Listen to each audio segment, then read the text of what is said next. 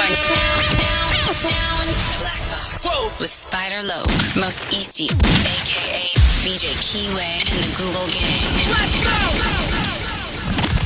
Listen. Gratitude is the attitude. Show is a blessing. To be back in the Black Box. Black Box. Relax, roll up as we randomly react to content in these YouTube streets. It's time for R&R. Big shout out to my nigga SPI, Spider Loc. You know I'm in the Black Box. Had to come through, tap in, show love one time. Yeah, y'all make sure y'all subscribe. Stay tuned. All that. The constant, consistent, continuous content creation campaign continues. This one say 50 Cent Bodyguard exposes what really happens. Where? This title is crazy. I don't know. What really went down with the Crips. Spider Loc's fears 50 Cent. I had to tap in, y'all. No further ado. Let's see what 50, the Crips and Spider Loc has been up to. According to who? Rap Reset. Rap Reset is the channel. Let's go. So sure enough, I go out there. There's a bunch of thugs all lined up. All I hear is jib jab going back and forth. And while I'm separating it, things are quiet. But then shot comes around my shoulder and cracks the main dude in the face. I don't like gang stuff. I am not gang gang. You know what I'm saying? I am not gang gang. I don't like gangs. I don't like conspiracy. I don't like the word Rico. Like none of that. So you see the young boys say, you ain't got no bodies. When did the relationship start to go south with 50? You know, I was tolerating a lot of undesired energy. Right. Y'all, 50 Cent's Bodyguard is out here exposing what really went down with the Crips and why 50 has had beef with them ever since. We're talking bribes, coercion, and people trying to pull up on 50. Damn, 50 had beef with some Crips. This news to me. Damn. Forgetting that this man was about that life way before the fame. For the OGs, you already know his street name was Boo Boo. And trust me, they knew not to mess with him even back then. Well, Boo Boo, how did the 9 bullets hit him if he wasn't being messed with? I'm just curious. I'm not even calling 50. 50 was a street that basically set the street shit, but was still involved in the street shit and started rapping. You understand what I'm saying? Now, here's the thing. 50 Cent has always been crystal clear. He don't gang bang. He said it a million times, and honestly, it checks out. See, when artists roll into certain hoods, they usually gotta pay the local gangs for security. It's like a street tax. But 50, oh, he don't do none of that. And because of that, he's had problems with some major street figures, people with real influence. And ever since one particular run-in, Spider Loc's been shook. So shook that when things got tense in G-Unit, dude dipped without even standing up for himself. We've always made early residents. I am not gang. I do not gang bang. I do not like Rico. I do not like conspiracy. Keep both of those brothers away from me. These laws was designed to bring down the mafia. When you think crime in general, right? And then like when they would run into it, they go, this is it's not the neighborhood stuff. This is the other stuff, right? The funny thing is, 50 Cent isn't even affiliated with any gang. He grew up in the streets, but he always did his own thing. 50 built his own crew, beefed with way bigger gangs, and stayed standing on business. No lie. After getting locked up at 19 for selling to an undercover, the police found a stash of snow and a weapon in his spot. That was a wake-up call. 50 knew it was time to leave that life behind. 50 was the type of dude, he was outside when he was 12 years old.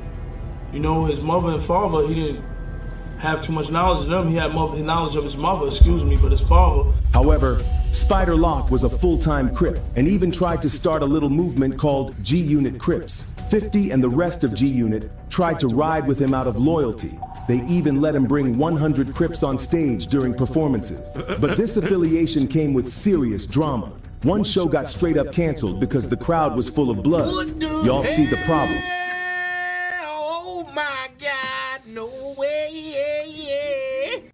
Oh, they talking about San Diego, okay. Right? You know, Buck really with, Spider Loc and the Crips in LA. You know me, New York. So I don't really know LA politics. Against my advice, he prompted the homies to take the stage with him, and he announced to the San Diego crowd something to the effect of, what's wrong with this picture? I'm a New York 100 Crips on stage. And it wasn't just concerts. Spider Loc's music video shoots were getting shot up. Rival gangs were pulling up. It was getting dangerous out here. And after a while, there was gunfire at one video set. Had nothing, absolutely nothing to do with me.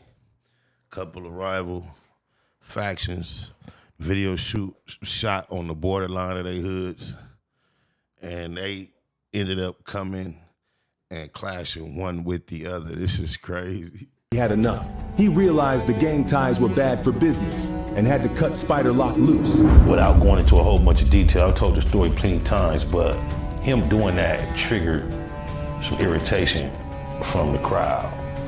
And one thing led to another, and there were items going back and forth from the crowd to the stage. And y'all know 50 has never backed down from anyone, not even the big dogs like 50 wasn't even there though, in San Diego. Oh, my mama. Suge Knight. Remember that time Suge tried to press him when he was just starting out? 50 stood his ground. He even showed up to the Inda Club video shoot despite knowing Suge was out here trying to intimidate him. Man, they gotta get that AI better. That shit sounds stupid. Inda Club with Suge. He showed up to the In the Club video shoot. He came, it was like, shoot's outside, shoot's outside. Everybody like, shoot. He was running. So basically he's saying he was with a bunch of bitches. Like, man, everybody going, I'm in front of the camera like this. But listen, Spider Loc ain't the only one who's had problems with 50. Over the years, 50 Cent has had beef with some of the most dangerous and influential people in the industry. And some of these situations could have... 50 ain't never, ever had no beef with Spider. When it was anything of that nature, I was riding on his side. Other niggas had problems coming from me because of 50. Easily ended deadly. And yet, somehow, 50 always comes out on top. Let's take it back to March 24th, 2000. 50 Cent was stabbed in the back outside the Hit Factory studio in New York. And y'all, this was all because of his legendary beef with J. Rule and Murder Inc. History and our beef with 50 Cent.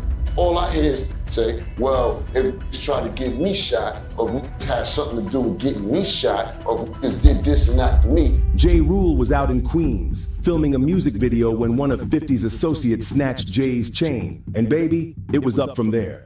Things escalated fast. And the next thing you know, Murder Inc. CEOs Irv Gotti and CRIPS. And baby, that's some females.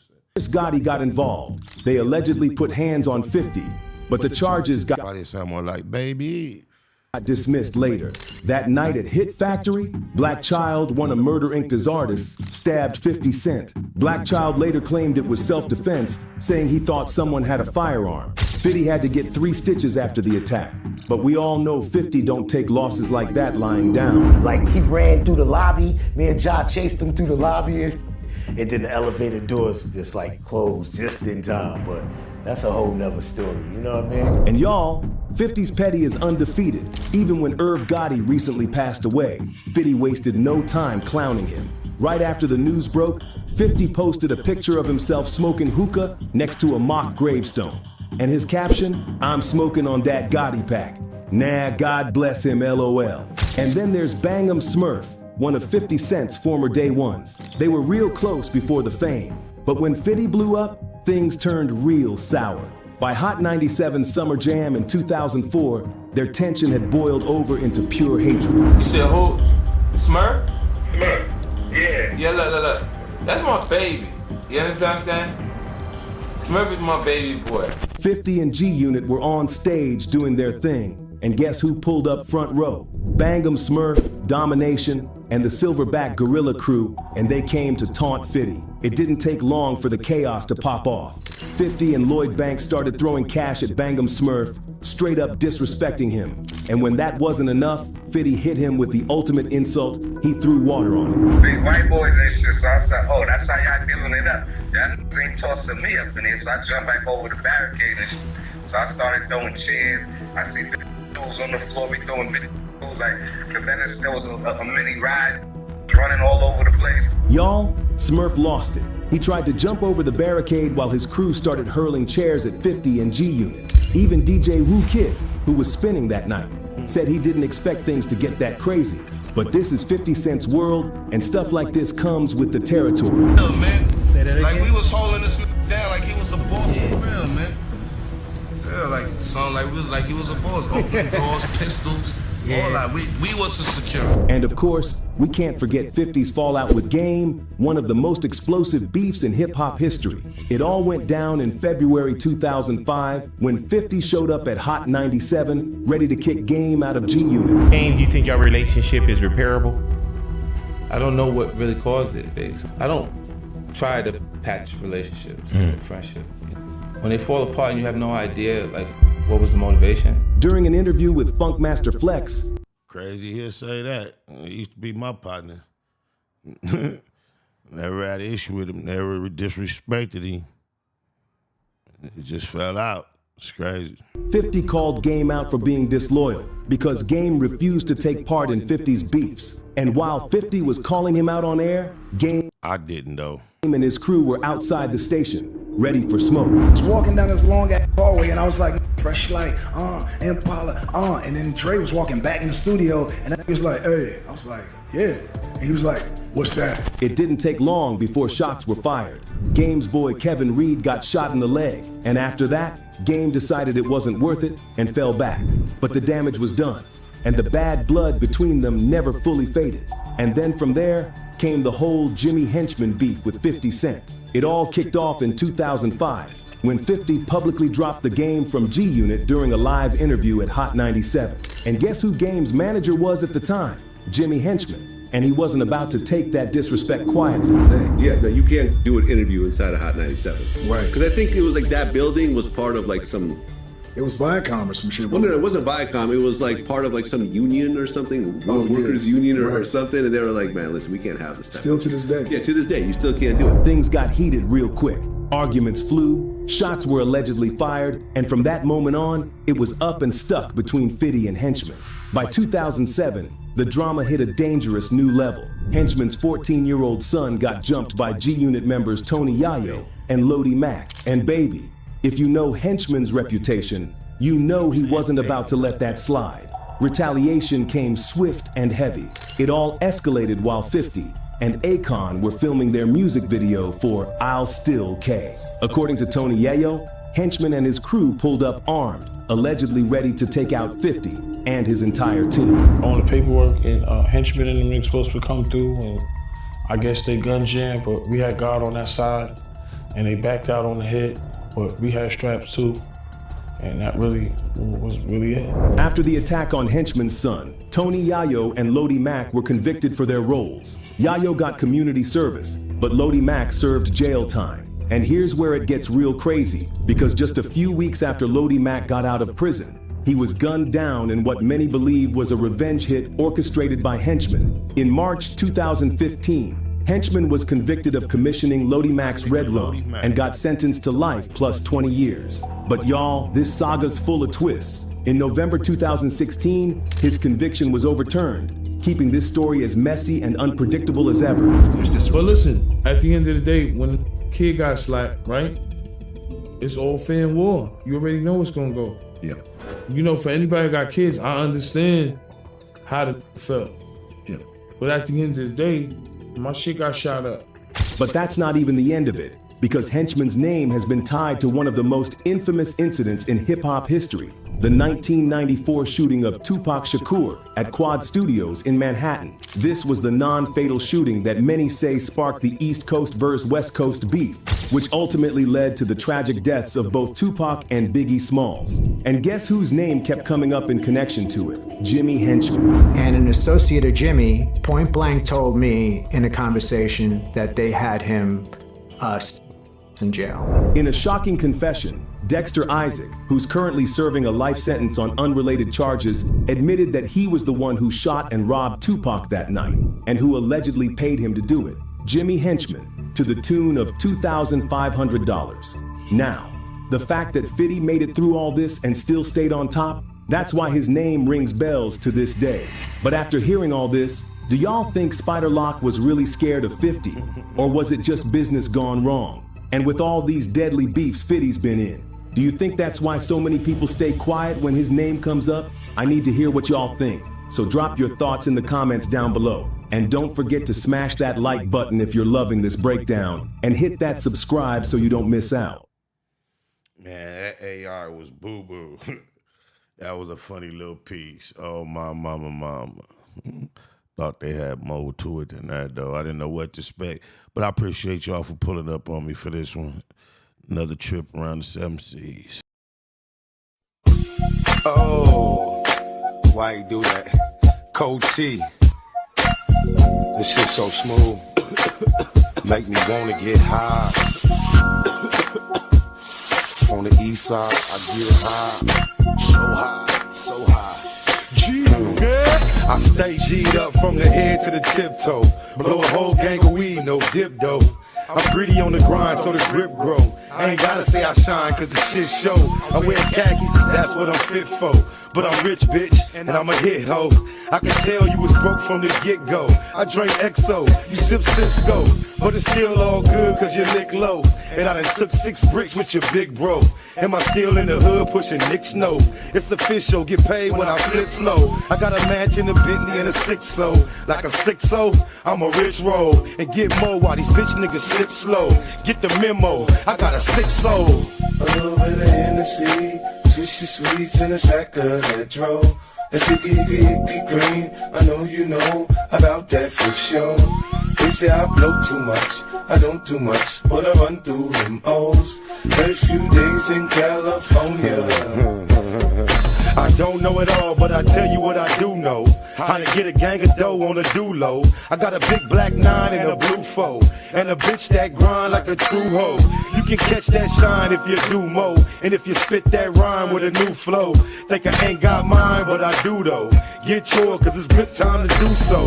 Niggas cold cause they grinding too slow. And fall off when they finally do blow. No bullshit, my diamonds do glow. Sign the G-Unit and not the new road. The police can't stand the truth, so I did hard time drinking Pruno. I throw more left hooks than you throw. And plus I go twice as hard as you go. A little bit of Hennessy, swishy sweets in a sack of Hedro. Let's get green, I know you know about that for sure. They say I blow too much, I don't do much, but I run through them O's. Every few days in California.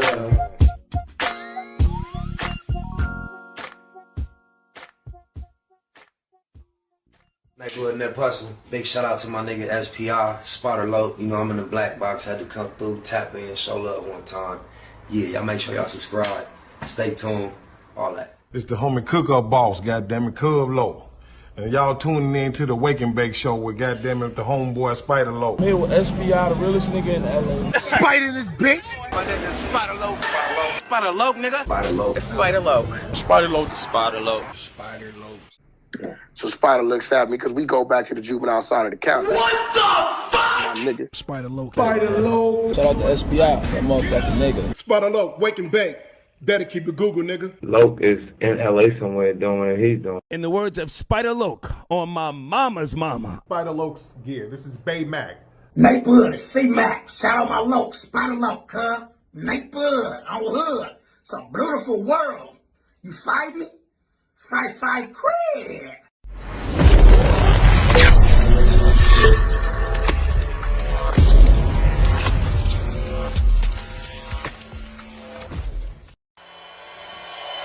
Point blank, through no subliminal dissing. When I listen, I can tell you never been on no mission. Sticking to the script, don't care if I offend you. Neighborhood crib, the marathon I overlook my competition, never seeing them.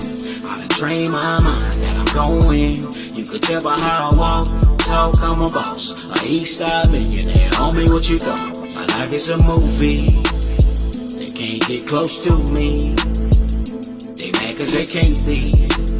I'm everything that they wanna be, yeah. You are now in the black box. Whoa. With Spider Loc, Most Easty, aka BJ Keyway, and the Google Gang. Let's go!